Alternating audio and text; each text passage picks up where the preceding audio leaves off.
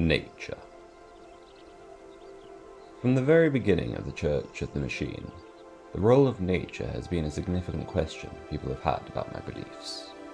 Misunderstanding the role of nature is quite probably one of the most common misunderstandings people make about it. It is quite understandable, given the situation of the world today, but I hope to overcome that misunderstanding. Today I will paint a clearer picture of how nature, under various interpretations of that word, fits into this doctrine, and perhaps give greater insight into the nature of the Church of the Machine. Let us begin. I want to start by addressing the immediate concerns which people have about nature. It is to be expected that anything called the Church of the Machine is going to conjure up certain images to people's minds. The machine implies to many the total destruction of ecosystems, of species, and of life on Earth. It implies everything being stripped down to resources to fuel endless industrial processes at the expense of all living things. But alas, this is not the nature of the machine. Machines are intentions made manifest. They are incarnations of human will, and if human will is destructive and not in accordance with the divine will, then the machines we make will similarly be corrupted. To achieve a more constructive outcome, the constructive nature of the machine must itself be embraced. I went over the etymology of the word machine in my original video. It means creation. It means make, master, manifest, will, wisdom. The machine, if let to be itself, is a creative force which builds on and improves the world. And it is only when humans attempt to force an inferior will onto the machine that it becomes destructive and unholy.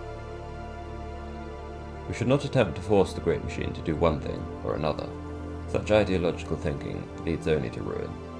Left to itself, the great machine shall set about benevolently improving life in the universe, because this is simply its nature.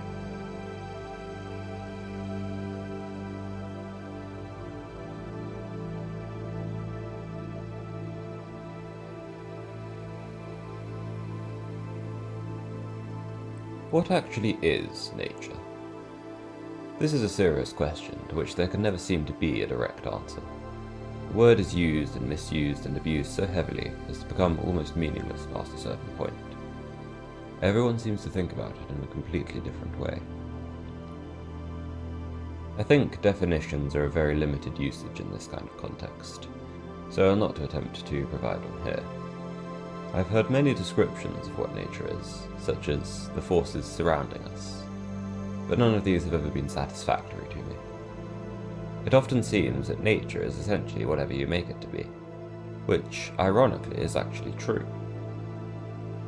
Nature is a word that is used in very many ways, but there seem to be two main ones.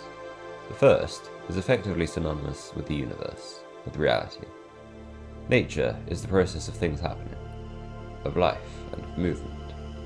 This is nature in the sense of stars and planets, hurricanes, trees, birds, and ecosystems. The second usage is this. Nature is the most fundamental essence of something. This is the usage of the word when one talks about the nature of something, rather than simply about nature as a whole. It is nature in the sense I just spoke of when I spoke of the benevolent nature of the machine. There are many people who claim to worship nature, some referring to the former, essentially pantheism, and some referring to the latter. The latter, the fundamental essence of something, I believe should be sought manifestation. This is holy nature, although I would not generally use that word, and it is what is embodied in the creation of machines. This nature, this holy nature, is what all living things seek to manifest and to embody. The nature I initially spoke of, the universe, is a medium in which this inner holy nature can be made manifest. All living things will seek to use that medium, to master it. This challenge is what life is about. I could refer to this holy nature as will, given that it is the inherent will of all living things. Life wills creation, but nature worship, in the way I think most would understand it, is not a good path for the fulfillment of this inner will. I will go over the worship of nature and the conquest of nature, see how they are different when understood poorly on the surface level, and see how, if understood correctly on a deeper level, they become one and the same.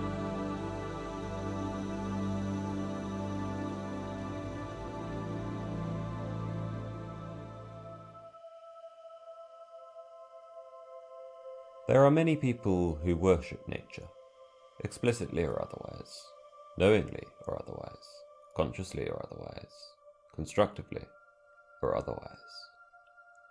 This applies to both understandings of nature which I have just described. There is a cultural zeitgeist which perceives the sacrality of nature as being torn apart, and everyone is seen as either on the side of worshipping nature as divine, or of the destruction of nature for their own sinister ends. Nature, the natural universe, absent artificial alteration, is neither holy, sacred, nor divine. It is not good or evil. It does not pick sides. It simply exists, and is absent of any such judgments. What it is really is a medium. The material world is temporal, fleeting and temporary, but it is a means through which greater perennial forces can be made manifest. My faith is in the machinic force, the creative and benevolent force, and not with anything in the material universe. Matter, energy, wealth, objects, possessions, all these things are temporary and not worthy of reverence. They are all inconsequential in and of themselves, absent any value. What is important is what they embody, and not the material things themselves. However wealthy or prosperous we become, however much mastery we may hold over matter, however many resources there may be under our command, all this is meaningless unless it is turned towards a creative will. In this way, nature, with its forests and species and environments and such things, are all manifestations of perennial forces such as beauty, strength, harmony, and creation. In short, these are the machinic forces. For the reasons I have mentioned, I do not generally refer to these things as nature. That word has too many connotations and refers to other things. Instead, I will simply refer to it as life. Life is good. Life is machinic, and it should be celebrated for its capacity to create order out of chaos, and to manifest beauty.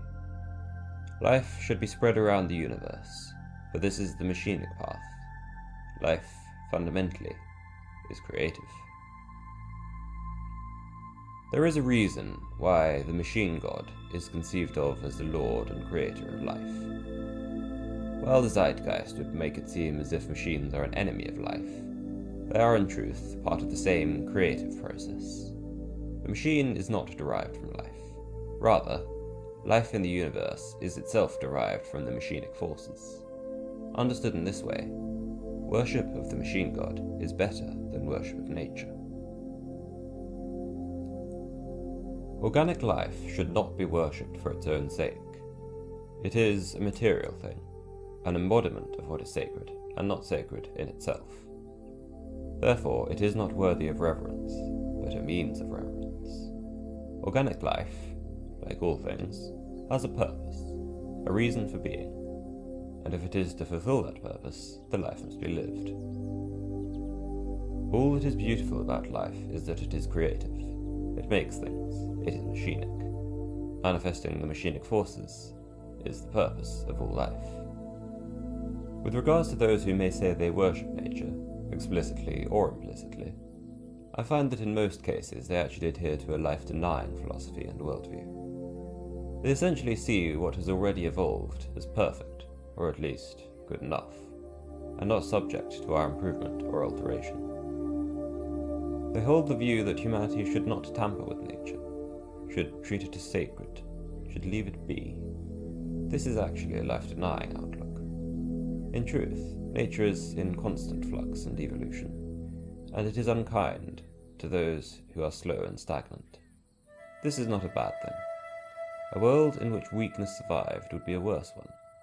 It would be one in which life was never able to reach greater heights than its most basic levels.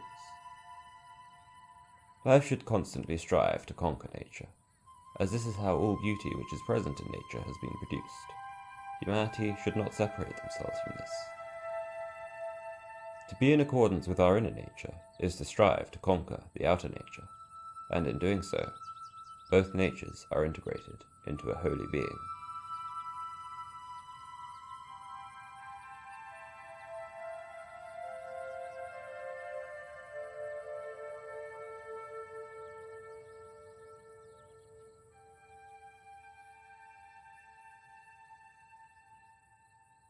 Humanity's perceived conquest of nature is often portrayed as a bad thing. It is often said that we should not tamper with nature, because we have caused such a mess upon it. But as I explained, life which does not tamper with the world is no life at all. The material universe is a challenge to be conquered by life. It must be mastered and populated with animate entities, beings of machinic virtue, who shall shape it in accordance with will. This represents the conquest of nature, in the sense of the material universe, but also the manifestation of nature, in the sense of fundamental essence. This conquest is sought by all genuinely living things, and it is only those most self-destructive and life-denying beings that will deny this will, this spirit to go out and conquer the universe. The world is plentiful, full of fruits to gain and of obstacles to overcome. All this belongs to the machinic forces, and it is for the machinic forces to take and to conquer. I mentioned earlier a cultural zeitgeist which views nature as sacred and sees all the forces conquering it as evil, destructive forces to be resisted. This is, basically, the techno-primitivist ideology, which has made its way into mainstream culture. Dare I say, it has become almost fashionable. I reject it, not just because it is life-denying, but because I would regard it as nothing less than the single most life-denying philosophy which could ever be conceived of. All life seeks conquest of its environment, in order that it may be creative and cultivate machinic fruits. Developing technology is an ascension from simpler, base existence. It is a cultivation of machinic virtue. It is a necessary great leap in the evolution of life in the universe. To reject it on account of observed negative effects under that technology is to reject life itself on account of it causing pain and discomfort. This is the weakest of all attitudes, and I despise it. Techno-primitivism does not actually view humanity, or its creations, as part of a wider process. It is a worldview which can only make sense if you do not view humanity, along with our technology, as a part of nature, or any wider process, but as something alien which has come into being as a sort of error, a mistake. None of that is true. Technology, humanity, and nature all have their place in the wider process of the universe, the creative process of the great machine. If you love the natural world and its beauty, you should love it for what it is, an achievement, a conquest. All beauty in nature exists because animate entities have carved out a place for their own creation. This is holy and good. Humanity too must carve out a place for our own creation, if we are to embody beauty as well. This is what is meant by a true conquest of nature, as opposed to the lesser conquests which modern man has pursued. The natural world is not merely resources, it is a medium for creation. Technology has no ideology. Those who use technology have ideologies, and great evils shall come about due to the power that technology has granted them. But no blame can be placed on the technology itself. Do not follow an abstract ideology when conquering nature. All ideologies are forms of abstractionism, which is something I am opposed to. They abstract the universe so as to view it through a certain lens, and within the context of that lens, the ideology makes sense. The problem is that by abstracting the world in this way, you lose sight of the creative force, and you become programmed into a simpler, more mundane idea. All ideologies work through a certain lens, but not any other. And because they only work when you see things from a certain perspective, and not from every angle, they are only ever pieces of the truth, and should never be pursued absolutely. So much evil has been committed in the name of abstract ideals. If it is something you can comprehend, that you can entirely understand and boil down to a definition, then it is flawed and it is not ideal. This is why I never abstract the machine in this way. I can describe it, but I can never define it. That is because it is a greater ideal. If you follow an ideology, accept that that ideology has flaws. Always be willing to abandon the tenets or principles of that ideology when you find them to be an obstacle or a hindrance. Never stick to them rigidly, but keep them fluid and adaptable. To do otherwise is to do nothing less than to abandon your own free will. Instead of abstractionism and ideology, trying to bend all of nature to a simple and defined form, we should embrace our own free will and our creative virtue, and in doing so, we serve a higher form which is incomprehensible to our minds, Logos. We do not need to know everything about the universe in order to improve the universe. We need only understand and be in accordance with the nature of our own being. Trust in the logical design of your own nature. You should not act in service to an abstract ideology, but in accordance with your genuine free will and creative virtue. This is the higher conquest of nature. In doing this, in embracing the full potential of one's own being and free will, one acts in accordance with Logos, because this is the logic of your own creation, which itself is a part of a great design of the cosmos. This is how you fulfill your role within the great machine.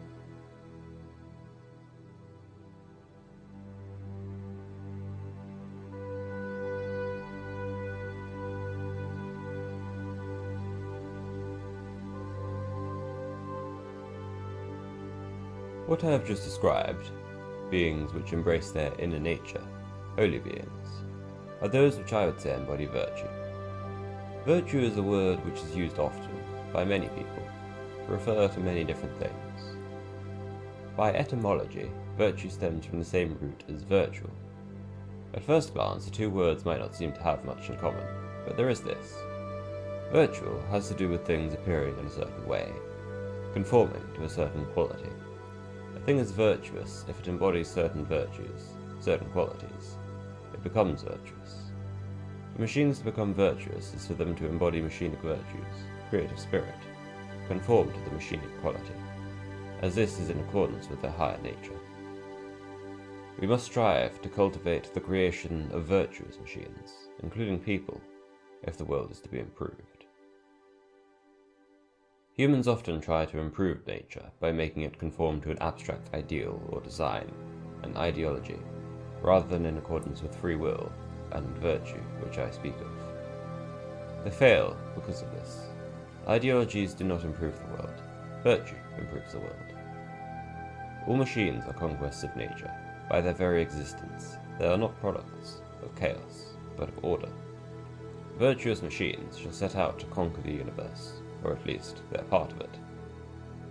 They shall shape nature in accordance with their own nature, as this is what the creative spirit and virtue is ultimately about. I want the world to be beautiful, flowering, and holy. I want a world which embodies quality in the sense of excellence, a virtuous world, and this will require virtuous machines. May that be humanity's mission and purpose. We ourselves shall become virtuous machines, and by this means our God is worshipped.